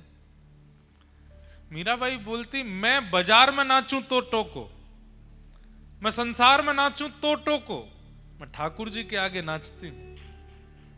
ठाकुर जी के आगे कोई स्त्री नहीं है, कोई पुरुष नहीं है, उनके लिए नाचती हूं, आपके लिए तो नहीं नृत्य करती, आपके लिए नहीं गाती, मैं उनके लिए गाती हूं, उनके लिए नाचती हूं। गोपियां सब ठाकुर जी से कह रही हैं, स्त्री पुरुष का धर्म हमको मत बताओ, आपके सामने कोई स्त्री पुरुष नहीं, सब जीवात्मा है और सबको अधिकार है आपकी प्राप्ति करने का, उसी अधिकार के बल पर हम आपके सामने आई हैं, आपको प्राप्त करने के लिए। बंधुओं, ये विषय, इस पर थोड़ा बोलना तो चाहिए मुझे, कहीं कोई गलत ना समझ ले इस भाव को, पर भक्ति धर्म यही है, सर्वभूतेषु यह पश्येत भगवद भावमात्मनः भूतात्मन सर्वात्मन अखिलद्धारो एषा भागवतोत्तमः। सर्वभूतेषु यह पश्येत भगवद भावमात्मनः। जब सबको देखे तो सब में ठाकुर जी का दर्शन करे, और जब ठाकुर जी के सामने जावे तो किसी को ना देखे, बस मैं हूं, मेरे ठाकुर जी हैं और मैं इनको प्राप्त करने आऊं। जो भाव प्रकट हो सके वो प्रकट करना चाहिए ठाकुर जी के सन्मुख। गोपियों ने ठाकुर जी से कहा कि हमको स्त्री धर्म मत समझाओ, हम जीवात्मा हैं और हम आपको प्राप्त करने आई हैं, और यदि आप चाहते हैं कि हम वापस लौट जाएं तो हमारा चित्त आपके पास है, हमें वापस कर दो। ठाकुर जी बोले, वो तो संभव नहीं है, तो फिर हमें स्वीकार करो। और ठाकुर जी ने स्वीकार करके गोपियों के संग रास किया। लेकिन गोपियों के चित्त में मान आ गया कि हम अति सुंदरी हैं, इसलिए ठाकुर जी हमारे साथ रास कर रहे हैं। इसलिए मैंने अनेक बार कथा में कहा है, ठाकुर जी की सेवा में जब जाओ, ठाकुर जी की कथा में जब जाओ, ठाकुर जी का संकीर्तन जब जब करो, सबसे पहले अपने गुरु का स्मरण कर लिया करो। आप कथा सुनते हैं, कथा में व्यासपीठ पर व्यास जी आए, उससे पहले अपने सदगुरुदेव भगवान का स्मरण कर लो। हे गुरुदेव भगवान, अब हम कथा श्रवण के लिए तत्पर हो रहे हैं, आप कृपा करना। अपने गुरु मंत्र का जप करो, गुरु भाव जो भी है उसको बोल लो, फिर कथा सुनो। उससे क्या होगा? गुरु मंत्र का काम क्या है, उसका प्रभाव क्या है? भगवत प्राप्ति बाद में, सबसे पहले कहीं ठाकुर जी कृपा करें तो हम में दोष ना आ जाए, उसका निवारण करना ये गुरु कृपा है। कहीं हमें अभिमान ना हो जाए, कहीं हमें मान ना हो जाए, इसलिए गुरु साथ लेकर के सेवा में जाओ।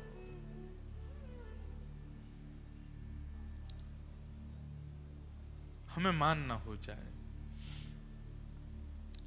श्री नाभाजी महाराज ने भक्तमाल जी की रचना की। सब लोग इधर देखिए, ध्यान से सुनो। श्री नाभाजी महाराज ने भक्तमाल की रचना की।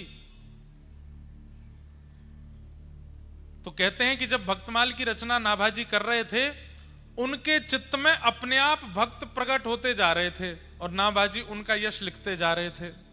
जो जो भक्त चित्त में आते गए उनका यश लिखते गए। लिखते लिखते नाभाजी ने मन में विचार किया। अब देखो, नाभाजी आंख खोल के देख नहीं रहे, वार्ता कर नहीं रहे, बस अपने चित्त में एक कुंज बनाई है, उसमें एक वृक्ष है, वृक्ष के नीचे नाभाजी बैठे हैं और उसी वृक्ष के पीछे एक आसन के ऊपर, ऊंचे आसन पर गुरुदेव बैठे हैं, श्री अग्रदास जी महाराज। भक्तों का चरित्र लिखते जा रहे हैं, अपने गुरुदेव को मानसी में सुनाते जा रहे हैं। लिखते लिखते लिखते लिखते लिखते नाभाजी रुक गए। तो मानसी में गुरुदेव ही पूछ रहे हैं, क्यों रुक गए? बोले, गुरुदेव, गुजरात के भक्त आ गए, दक्षिण के भक्त आ गए, उत्तर के भक्त आ गए, पूर्व पश्चिम के भक्त आ गए, सतयुग के भक्त आ गए, द्वापर के भक्त आ गए, त्रेता के भक्त आ गए, कलयुग के भी भक्त आ गए, लेकिन वृंदावन के भक्त नहीं आए अभी तक चित्त में। वृंदावन के एक भी भक्त का स्मरण अभी तक मुझको नहीं हुआ है। अयोध्या के भक्त आ गए, चित्रकूट के भक्त आ गए, वृंदावन का एक भी भक्त अभी तक चित्त में नहीं आया। तुरंत गुरुदेव भगवान कहते हैं, नाभाजी, तुमने भक्तमाल लिखने से पहले 24 अवतारों को प्रणाम किया, भगवान के 24 अवतार, उनको प्रणाम किया। तो 24 अवतारों को यथा जहां जहां से पूजने वाले जो जो भक्त हैं वो सब तुम्हारे चित्त में आ गए। वृंदावन वारे तो राधा रानी को पूजें, जब तक किशोरी जी को वंदन नहीं करोगे तब तक नहीं आएंगे। और तब श्री अग्रदास जी ने नाभाजी के चित्त में किशोरी जी को वंदन किया, और जैसे ही किशोरी जी को वंदन किया, इतने में ही श्री हितरवंश महाप्रभु, श्री स्वामी हरदास जी महाराज और हरिराम व्यास जी तीनों प्रकट हो गए, और फिर वृंदावन के भक्त भी उनके चित्त में आ गए। गुरु मंत्र, गुरु दर्शन, गुरु स्मरण क्या करता है? भक्ति में जो अपूर्णता बनी रहती है उसको पूर्ण करता है। और भक्ति में जो कभी कभी हम में दोष आ जाते हैं, उस दोष का निवारण गुरु स्मरण करता है, गुरु मंत्र करता है। वो सामान्य ऐसे ही नहीं है कुछ भी कि गुरु दीक्षा ले ली, प्रभाव में आकर के मंत्र ले लियो, अब उसका कोई प्रयोग ही नहीं करते हैं। अरे उसका बहुत बड़ा प्रयोग है, वो दोष निवृत्त करता है। इसलिए गुरु मंत्र किसी को नहीं बताना चाहिए, क्योंकि भक्ति में आने वाले दोषों से निवारण गुरु मंत्र करता है। गोपियों के चित्त में मान आ गया, तब गोपियों ने, एक बात हम पहले ही बोल दें, आज भी ठाकुर जी को ब्याह नहीं होएगा, ब्याह तुम कल ही करेंगे। अब तो रास की भूमिका बता करके, फिर रास करा करके, फिर रास में ही आज विश्राम करेंगे, कल ब्याह से शुरू करेंगे कथा। गोपियों के चित्त में जब मान आया, ठाकुर जी अंतर ध्यान हो गए, भ्रमण करते हुए गोपियां यमुना तट पर आई। तभी गोपियों की गुरु कौन है? श्री राधा रानी। बिना किशोरी जी के रास में चली गई थी तो मान तो आना ही था। तब किशोरी जी आई, किशोरी जी के चरणों में प्रणाम किया। हे राधे वृषभानुभूप तनये, हे पूर्ण चंद्रानने, हे कांते कमनीय कोकिल रवे, वृंदावने धीश्वरी,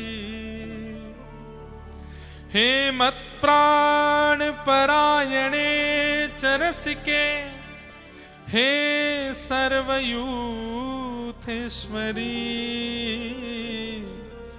आगत्य त्वरितं प्रपत्य मनिषं, मान्दीनमानन्दिनम्।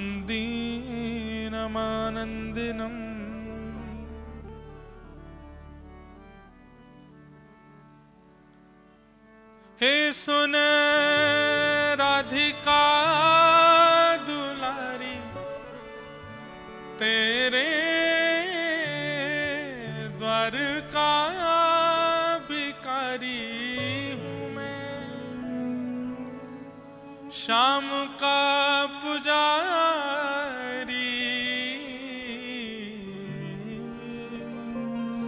पीड़ा है हमारी, श्याम ना मिला श्याम ना मिला हमें, श्याम ना मिला हमें, श्याम ना मिला। देता है कन्हाई जिसे प्रेम की दशा,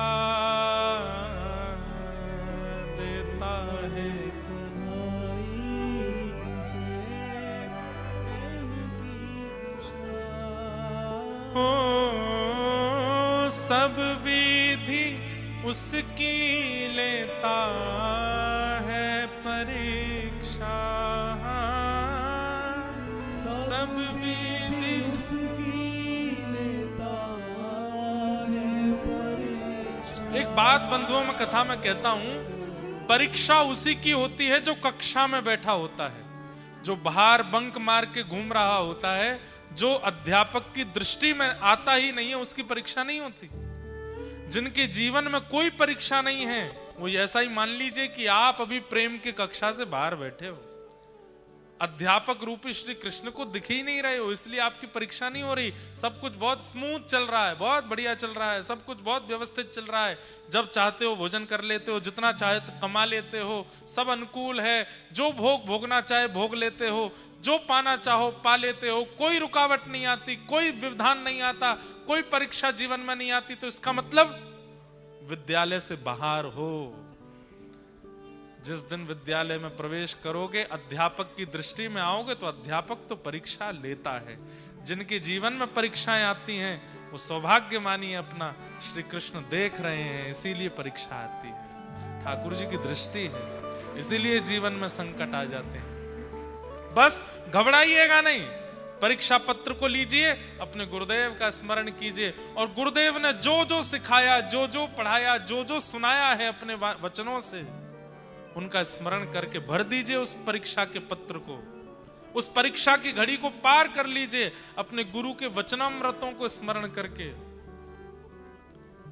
क्या होता है जब अध्यापक परीक्षा लेता है और परीक्षा अच्छे से पास कर देता है बालक, अध्यापक उसको समीप बुलाता है, बहुत प्रसन्न होकर के उसकी पीठ थपथपाता है, कभी कभी हृदय से भी लगाता है। ऐसे ही ठाकुर जी परीक्षा लेते हैं। जो व्यक्ति अपने गुरु स्मरण करके, गुरु वचनामृतों को याद करके उस परीक्षा से निकल जाता है, उस जीवन की घड़ी को पार कर लेता है, ठाकुर जी हृदय से लगा लेते हैं, वाह मैं तोते बहुत प्रसन्न हूं, मैं तोते बहुत सुखी हूं। देता है कन्हाई जिसे प्रेम की दशा, देता है कन्हाई जिसे प्रेम की दशा। हो सब विधि उसकी लेता है परीक्षा, हो सब विधि उसकी लेता है परीक्षा। कभी निकट बुलाए, कभी बुलाए, कभी दूरियां बढ़ाए, कभी छलिया हाथ नहीं आए, छलिया हाथ नहीं आए हमें, श्याम ना मिला हमें, श्याम ना मिला हमें।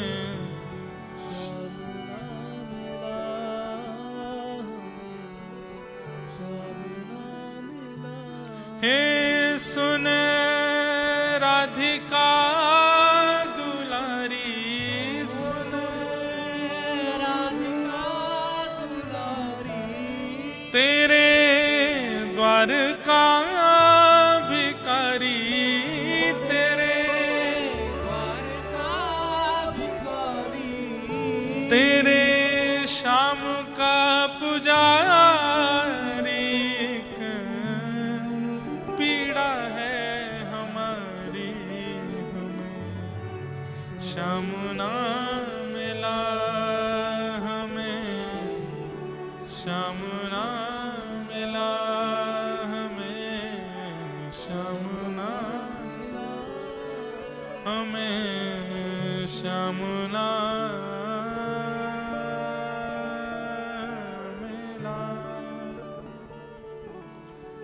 गोपियां जब विरह आतुर होकर के रोने लगी, किशोरी जी से कहने लगी, ठाकुर जी हमें व्याकुल करके अकेला छोड़ करके चले गए।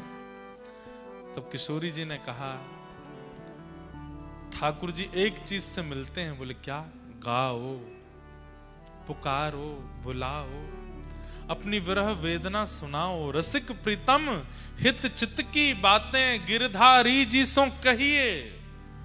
अपने हित की बातें, अपने मन की बातें कहो ठाकुर जी से, गा करके सुनाओ, उसी से मिलते हैं ठाकुर जी। गोपियां गाने लगी, हा नाथ रमण प्रेष्ठ क्वासी क्वासी महाभुज दास्यास्ते कृपणाया में सखे दर्शन सन्निधौ। जैसे ही कहा हा नाथ, उसी समय गोपीनाथ प्रभु प्रकट हो गए। जैसे ही कहा रमण, राधा रमण लाल प्रकट हो गए। जैसे ही कहा प्रेष्ठ, प्रेष्ठ कहते हैं वल्लभ को, श्री राधा वल्लभ जी प्रकट हो गए। जैसे ही कहा महाभुज, तभी बिहारी जी प्रकट हो गए। बंधुओं, ये प्रकट स्वामी श्री हरदास जी ने कलयुग में किए, हितरवंश महाप्रभु ने कलयुग में किए, ये विराजमान वज्रनाभ ने कलिकाल में, कलिकाल के प्रारंभ में किए हैं गोपीनाथ जी। पर गोपाल भट्ट गोस्वामी जी ने राधा रमण जी प्रकट किए, पर वास्तव में गोपियां ही इनको प्रकट कर चुकी हैं द्वापर में। हा नाथ कह करके गोपीनाथ, रमण कह करके राधा रमण, प्रेष्ठ कह करके राधा वल्लभ, और महाभुज कह करके, या तो कई बांके बिहारी कहते हैं, कई गोविंद देव कहते हैं, पर जो भाव हो, ये पूर्व में गोपियां इनको बुला चुकी हैं, पुकार चुकी हैं। और इसके बाद गोपी गीत गाया, गोपियों ने अपना विरह वेदना गाई है। जयति तेधिकम जन्मना व्रज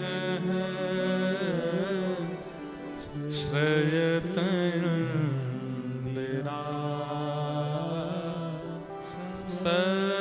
सस्वदत्र दैत दृश्यता दीक्षुता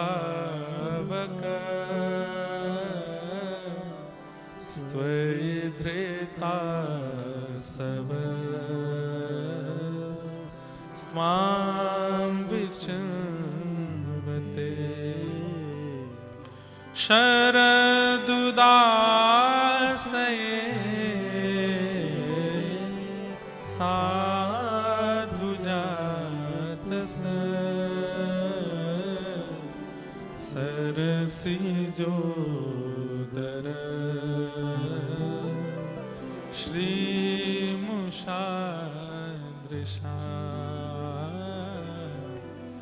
सुरतनाथ ते अशुल्कदासिका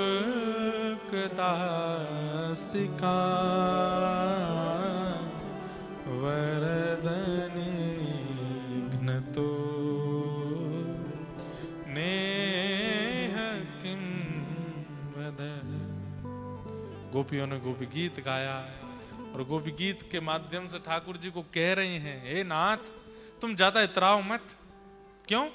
ते जन्मना व्रजम अधिकम जयति, जयत ते अधिकम जन्मना व्रज। इसका एक अर्थ तो ये लगाते हैं कि तुम्हारे जन्म से व्रज की महिमा बढ़ गई, पर कई जन हमारे व्रज के संत जन कहते हैं ये भाव गोपियां नहीं कह रही हैं। गोपियां क्या कह रही हैं? अरे लाला तुम बड़े शुक्र मनाओ कि तुम्हारो जन्म ब्रज में है गयो तो तुम्हारी महिमा बढ़ गई। अगर तुम्हारो जन्म कहीं और भयो हो तो कोई पूछतो ना तुमको। तुम इतने प्रेमी कायकू है गए, तुम इतने प्रिय कायकू बन गए, सब तुम्हारे इतने चहेते कायकू है गए, क्योंकि तुम वृंदावन में, तुम ब्रज में प्रगटे हो। ब्रज में जन्म लेवे के कारण लाला तुम्हारो यश बढ़ो है, तुम्हारो भाव बढ़ो है। ते जन्मना व्रजम अधिकम जयते। एक श्लोक में तो गोपियां ठाकुर जी को डांट सी देती हैं, और दूसरे श्लोक में ठाकुर जी को मानो जैसे मना लेती हैं। अरे कन्हैया, हम तो तुम्हारी बिना शुल्क की दासी हैं, हमें केवल एक ही शुल्क तुमसे चाहिए। क्या? हरि जी मोरे नैनन आगे रहियो, हरि जी मोरे नैनन आगे रहियो। हमें और कोई शुल्क नहीं चाहिए, चाहे हमसे जितनी सेवा करा लो, हमसे भोजन बनवाओ, हमसे वस्त्र बनवाओ, हमसे श्रृंगार करवाओ, हमसे कुछ भी जैसी चाहे वैसी सेवा करवाओ, बदले में शुल्क के रूप में केवल एक चीज चाहिए। क्या? हमारे नेत्रों को दिखते रहना, हमारे सामने रहना, हमारे पास रहना, बस, और कुछ नहीं चाहिए। बहुत सुंदर है गोपी गीत, गोपियां ठाकुर जी से कह रही हैं।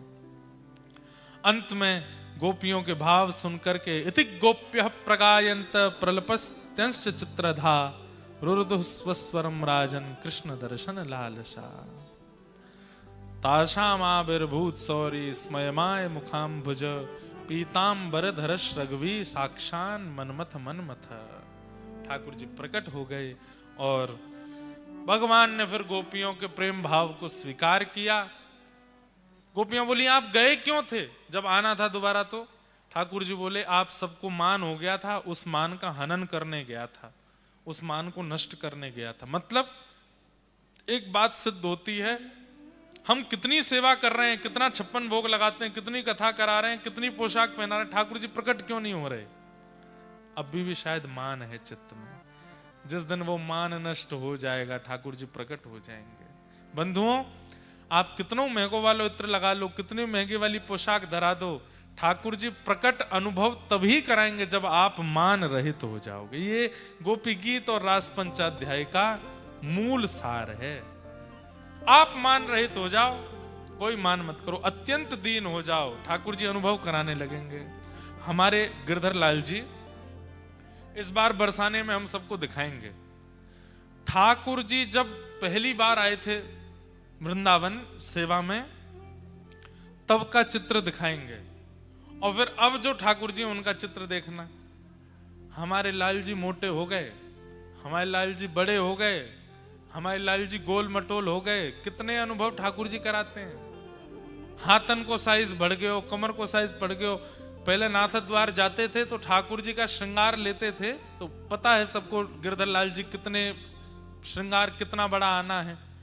अब वो श्रृंगार छोटे पड़ने लगे हैं, अब बोलते हैं भाई थोड़े बड़े वाले बनाओ। बोले आपके लाला बड़े है रहे का? मैंने पता नहीं, ये छोटे लगते हैं ये वाले श्रृंगार, अब बड़े हो गए ठाकुर जी। ये अनुभव कैसे कराते हैं ठाकुर जी? जब आप मान रहित हो जाते हो। कभी कभी हमें भी मान हो जाता है, तो बड़े श्रृंगार जो ठाकुर जी के लिए है ना, वो और बड़े लगते हैं ठाकुर जी पर, ठाकुर जी छोटे हो जाते हैं, तो समझ में आ जाता है मान हुआ है इसलिए ठाकुर जी छोटे हो गए। ऐसे हमारे लाल जी हैं। अनुभव अगर ठाकुर जी की लीला का करना है तो मान रहित होना पड़ेगा, दीन बनना पड़ेगा, दैन्य चित्त में लाना पड़ेगा, तभी अनुभव हो सकता है, नहीं तो अनुभव ठाकुर जी का नहीं होगा। जैसे ही गोपियां मान रहित हुई, ठाकुर जी ने जितनी गोपी थी उतने रूप धारण कर लिए, और अब वृंदावन में महारास हुआ।